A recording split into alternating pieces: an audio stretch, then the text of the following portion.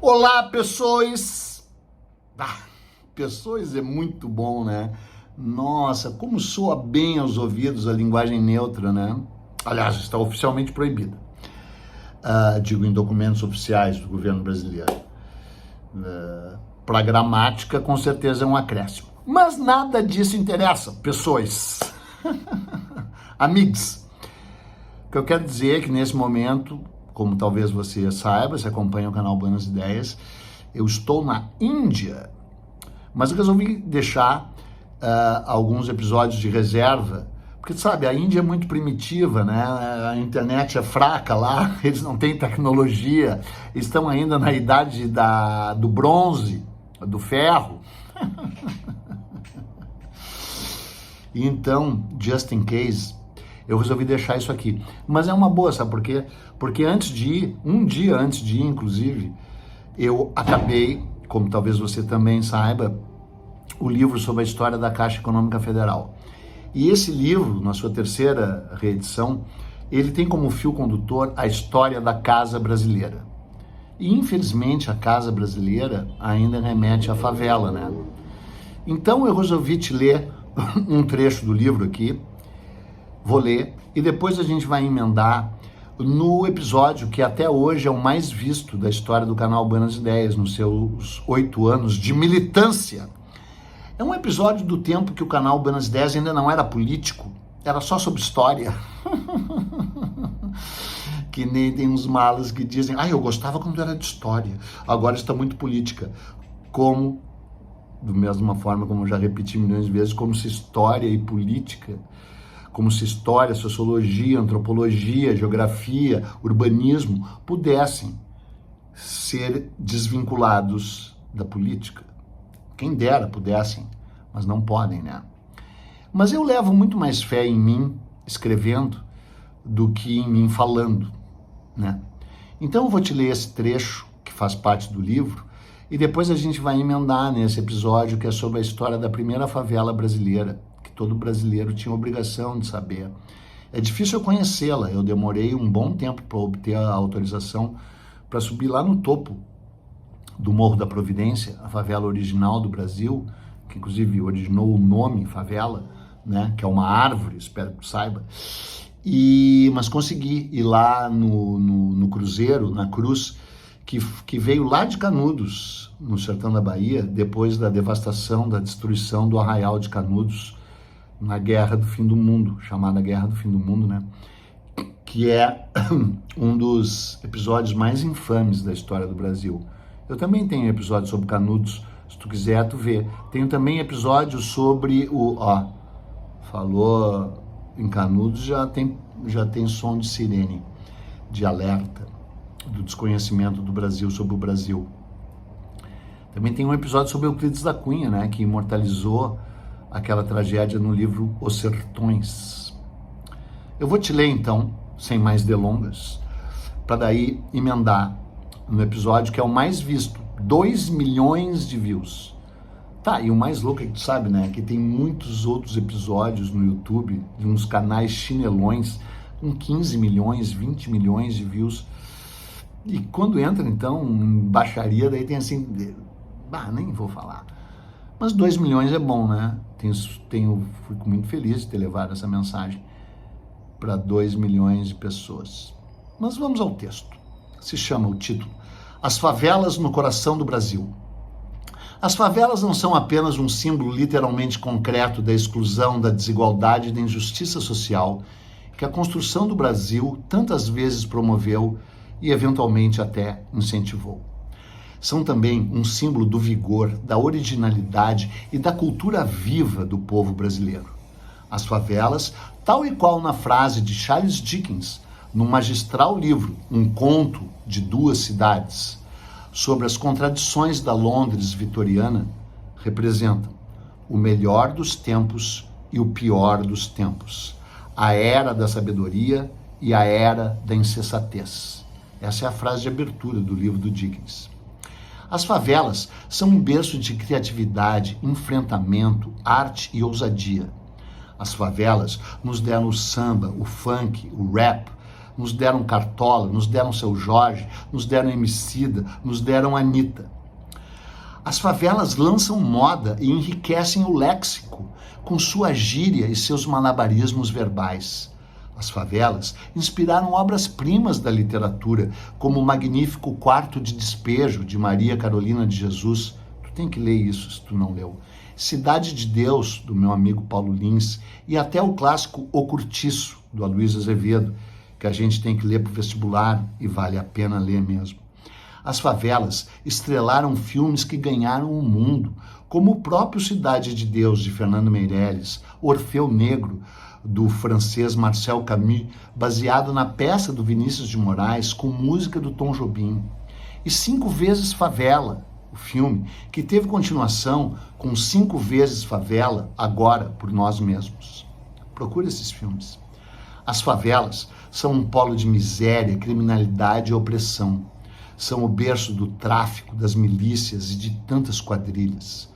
As favelas estão na rota das balas perdidas e no meio dos corpos achados. As favelas não têm saneamento básico, não têm água encanada, não têm calçadas. Elas estão nas encostas que deslizam ou nos charcos que alagam. As favelas se espremem e se aglutinam em espaços exíguos das cidades partidas. As favelas fervem no verão e choram seus mortos nas chuvas de todas as estações.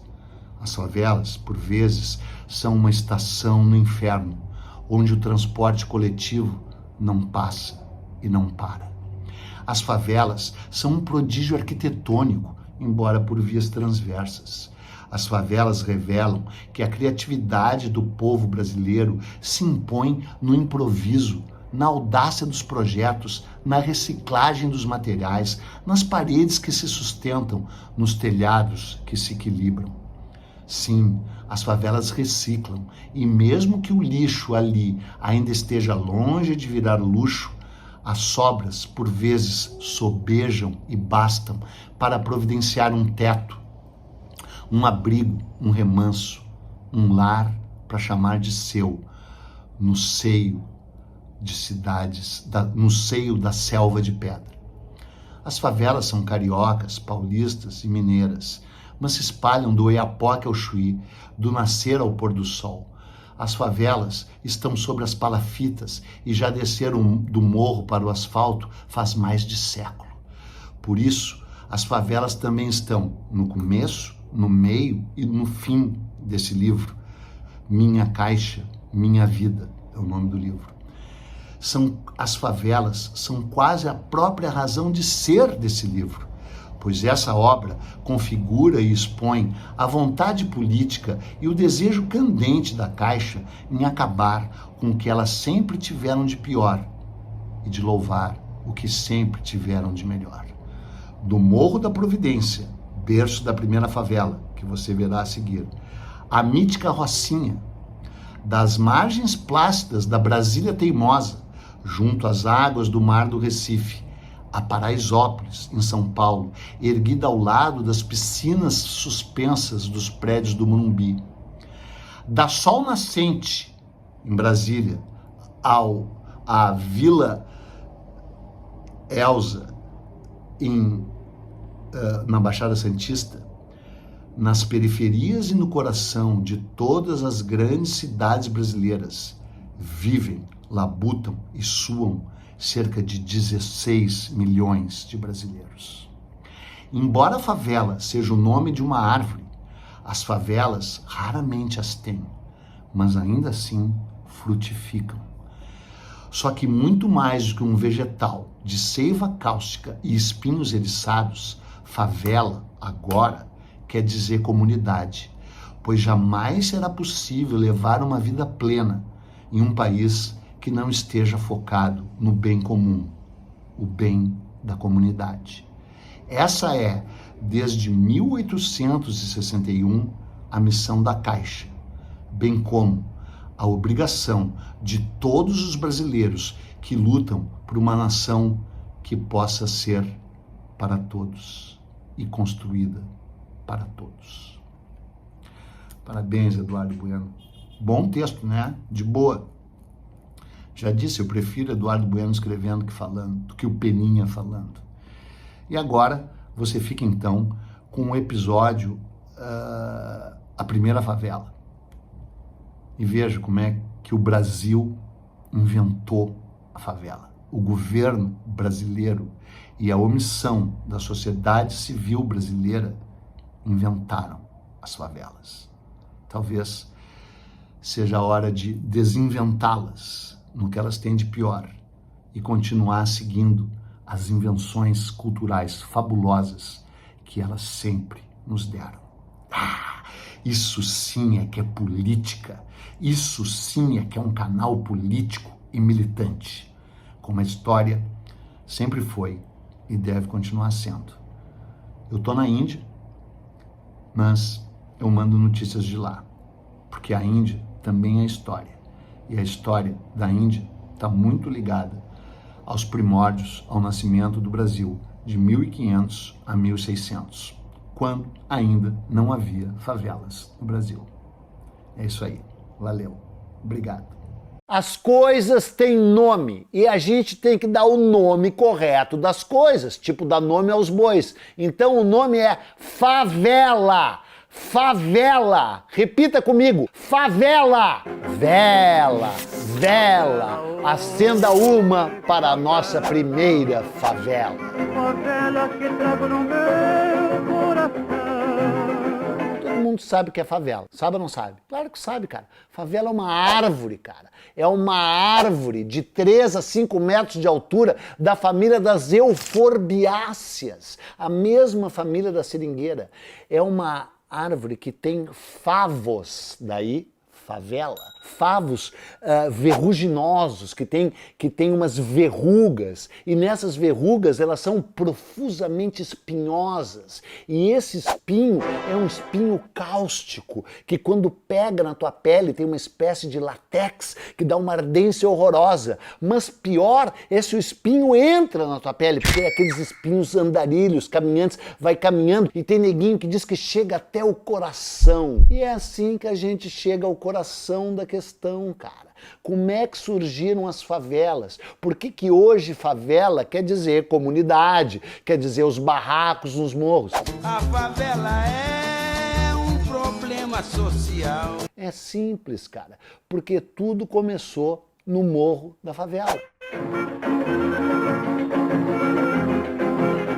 Onde é que era o morro da favela, ô mané? Tu não viu o episódio de Canudos na semana passada? Vê lá, vai lá, clica lá, Canudos. Só que é o seguinte, eu não falei do Morro da Favela. Falei, mas muito rapidamente, do Morro da Favela. O Morro da Favela ficava no interior da Bahia, no Arraial de Canudos. Foi em cima desse morro que o Exército Brasileiro botou um canhão chamado a Matadeira e mirou exatamente na igreja de Canudos, no ataque final que acabou arrasando aquele arraial evangélico liderado pelo Antônio Conselheiro. Esse morro estava coberto de uma árvore chamada favela. Os soldados brasileiros que foram convocados, alguns deles meio que à força, para combater os miseráveis de Canudos em 1897, voltaram para o Rio de Janeiro. E um dos motivos pelos quais eles tinham se alistado, ou meio que sido levados, conduzidos para participar desse massacre, é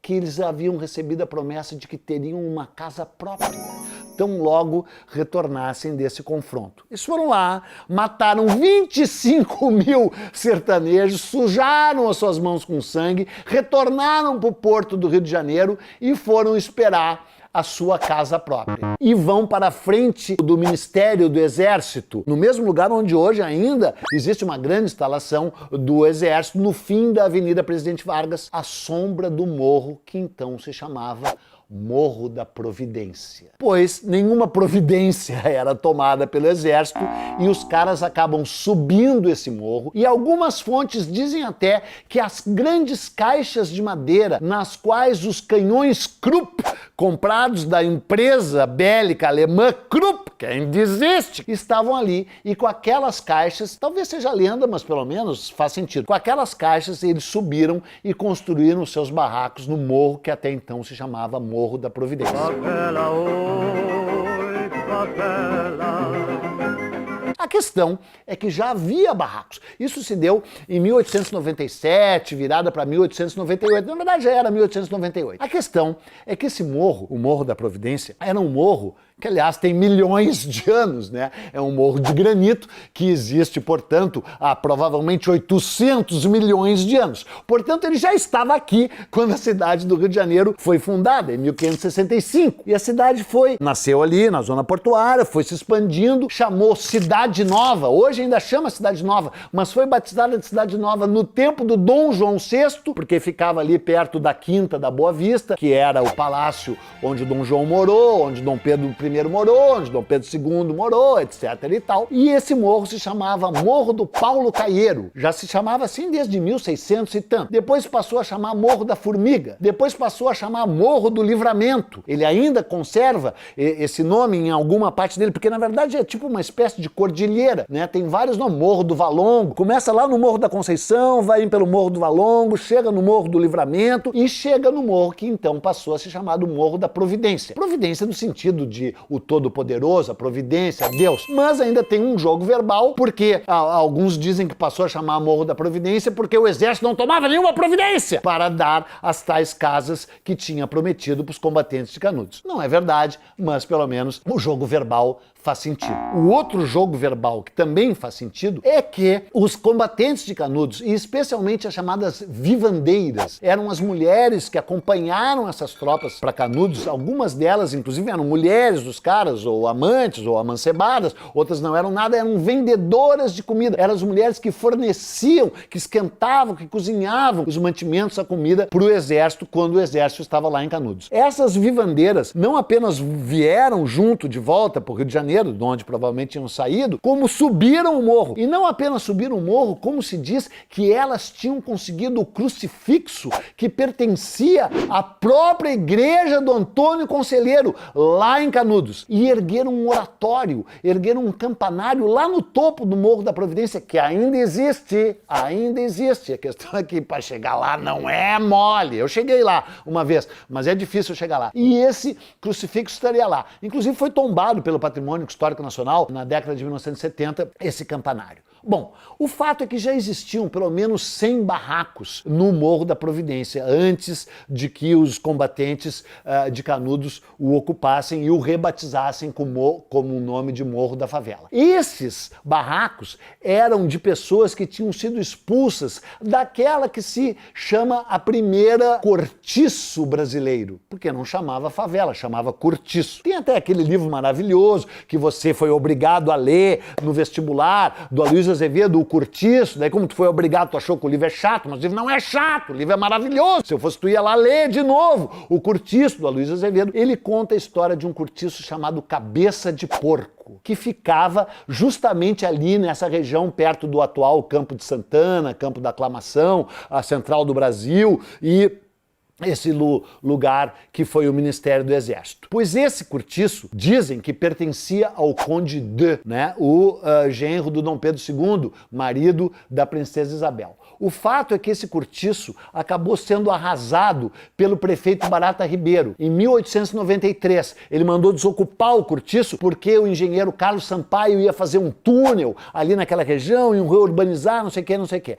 Inclusive o Ângelo Agostini, que foi um jornalista e, acima de tudo, um ilustrador maravilhoso, que tinha um jornal satírico, escreveu: quem diria que uma barata seria capaz de devorar um porco? E devorou, porque em janeiro de 1893 eles atacaram, a polícia atacou esse cortiço e devastou o cortiço, expulsando dali 4.000 pessoas. E por que chamava Cabeça de Porco? Que daí virou um nome, quase um sinônimo de cortiço, Cabeça de Porco, mas o original era esse. Porque os ricos botavam um leão na entrada de suas chácaras, daí que vem a expressão leão de chácara. Que programa maravilhoso esse, você está sempre aprendendo. Inclusive eu tinha que ter uma vinheta aqui, Morrendo e Aprendendo, com Eduardo Bueno. Leão de chácara, vem daí, porque os caras faziam pórticos com um leão. E aí o Povarel botou o quê? Botou uma cabeça de porco. De início era uma cabeça de porco verdadeira, né? Depois fizeram uma escultura de argila lá com uma cabeça de porco local, chamava cabeça de porco. Foi devastado o lugar, foi derrubado o lugar. E aí alguns dos refugiados subiram o Morro da Providência, ou o Morro da Formiga, ou o Morro do Livramento, fazendo ali esses casebres. Em 1898, esses casebres aumentaram grandemente em número e os combatentes de Canudos disseram, olha, parece o Morro da Favela. E virou Morro da Favela, meu chapa. E a favela só fez crescer, especialmente porque quando teve o Bota Abaixo, que falaremos aqui nesse programa, num episódio posterior, o Bota Abaixo, para dar origem à Avenida Central, hoje Avenida Rio Branco, no Rio de Janeiro, também o prefeito Pereira Passo mandou derrubar um monte de cortiço que ficavam na zona central do Rio de Janeiro, em torno da Igreja da Candelária, especialmente mais de 500 imóveis foram derrubados, e essas pessoas, sem terem onde morar, expulsas pelo governo federal, pelo governo estadual, pelo governo municipal do Rio de Janeiro, foram se instalar onde? No Morro da Providência, no Morro da Favela, dando origem à favela. É, mas eu sou favela e posso falar brincadeira. Minha gente é trabalhadeira e nunca teve assistência social. E hoje o Brasil diz assim, nós estamos com um problema com as favelas, olha quantas favelas, o morro vai descer para o asfalto. Aliás, eu falei que o morro ia descer para o asfalto aqui no episódio da revolta da vacina e um monte de gente, porque tem essa gente que fica comentando, eu não quero comentário no YouTube, não me interessa a tua opinião. Aí me acalmando, tomando meu remedinho, dê isso, cara, é uma metáfora. O morro descer para o asfalto é uma metáfora, né? Não pensa que eu estou a favor do asfalto, a favor do morro, inclusive eu estou contra tudo e contra todos, menos contra você, que vai dar um like nesse episódio. E antes de me interromper bruscamente, eu estava falando sobre o que mesmo? Eu estava falando sobre o Morro da Favela, a favela original, que começou a virar um problema criado, evidentemente, pelo próprio Brasil, pelo próprio governo brasileiro. Mas a favela foi crescendo, a favela foi desenvolvendo e a favela acabou virando arte, meu irmão, virando arte. Porque em 1935, o grande cineasta Humberto Mauro, cara, fez um filme chamado Favela dos Meus Amores, filmado ali. Depois teve Orfeu do Carnaval, que também é um filme, era uma peça de teatro, escrita pelo Vinícius de Moraes, que depois virou filme do Marcel Camus. Depois teve o filme 5 vezes Favela, também espetacular. E na favela, no Morro da Providência, o samba teve grandes momentos, grandes sambistas, grandes malandros cariocas. Muito da cultura popular brasileira surgiu no Morro da Favela, no Morro da Providência. O morro continua lá, o Rio de Janeiro continua lindo e continua problemático, e o Brasil continua tendo problemas para conviver com as comunidades que hoje dizem que a gente não pode mais chamar de favela, tem que chamar de comunidade. Então tudo bem, eu vou chamar de comunidade porque você já sabe que favela é uma árvore espinhenta, que quando entra na tua circulação, então é o seguinte, cara, povo que não conhece a sua história está condenado a repeti-la. Vocês vão ter mais 500 anos iguaizinhos aos 500 que passaram, a não ser que você seja salvo pelo canal Buenas Ideias, pelo programa Não Vai Cair no Enem. Muito obrigado, até logo, até a próxima. O que você acaba de ver está repleto de generalizações e simplificações, mas o quadro geral era esse aí mesmo. Agora, se você quiser saber como as coisas de fato foram, então você vai ter que ler.